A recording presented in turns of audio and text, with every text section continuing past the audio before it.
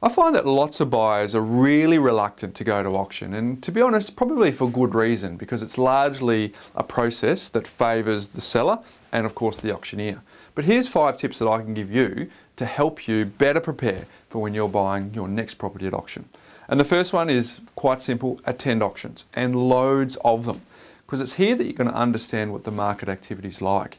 You're going to see how many bidders are at each property, and generally speaking there's usually 2 or 3 bidders on average at a property.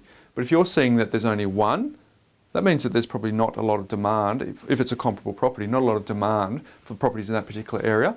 Or on the flip side, if you're seeing 5 or 6 or 7 bidders, you know, loads of people are interested, it's going to push the demand up, and that may have an impact on the property that you're looking to buy. So you can actually get a really good sense for the market activity. The other thing you can do is you can compare the pricing, because quite often in Melbourne and Sydney in particular, you get these price guides which are often quite a long way from where the actual result ends up being. So I know that a lot of people add a little buffer onto the price guides, but if you're actually going to these auctions and seeing how much they're actually selling for, you get a really good idea for where the value is. But also compare that against the property that you're likely to go for in 2 or 3 weeks' time, so that you know exactly where the pricing is at. So it's a really good way to keep on top of price in the area. The other thing I think it's really important to go to lots of auctions is you can understand the lingo. And if you can, go to the auctions where your auctioneer is actually selling other properties, because you understand his process, you understand his lingo, and you get a good idea of what he says when the property isn't on the market. You get a good idea of what he says when it's getting close to meeting reserve, and also what happens when it's met reserve and the bidders are starting to run away. So it gives you a good sense of what's actually going on, because they're going to say going once, going twice really quickly, probably early on, to try and create a bit of fear that you're going to miss out. But it's not necessarily where the market's actually at, and it's not where the reserve price has actually been met. So know what the lingo is, know what you're allowed to say, so that you're better prepared. And then the last thing I'd like to do when I go to these auctions is I like to talk to the locals, because quite often there's a big crowd, but if there's only 2 or 3 bidders there, the rest of them are just sticky backs. They might be neighbours, they might be friends, might be a range of people. So try and talk to the locals and see what they think. If it's the person next door or someone who lives in the street, what's the street like? Is it a cut through? Are the schools nearby really great?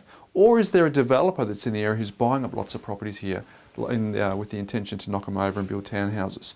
That sort of intel can be really critical. Quite often you actually don't get that from the real estate agent, but the locals are quite happy to have a chat and quite happy to tell you what it looks like. So that's my number 1 tip: attend as many auctions as possible.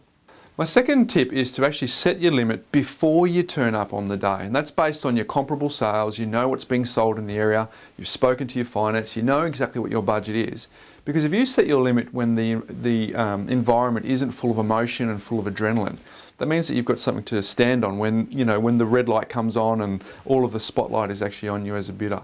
And I'd say it's very, very important that if you do set your limit, try and avoid some round numbers. So if you're going to spend 800, maybe think about spending 807, for example, or at the very least 803. Because what happens is quite often a lot of people get pre-approval for 800,000, so maybe 2 or 3 people turn up saying, we're here till 800, not a cent more. But if you actually do have that little bit more over that round number, even if it's 805,000, I like to go to 807, because it means you're not going to die wondering, and you may actually get the property for $1,000 or $2,000 more than the next person who came with the same limit. So never end on a round or an even sort of number.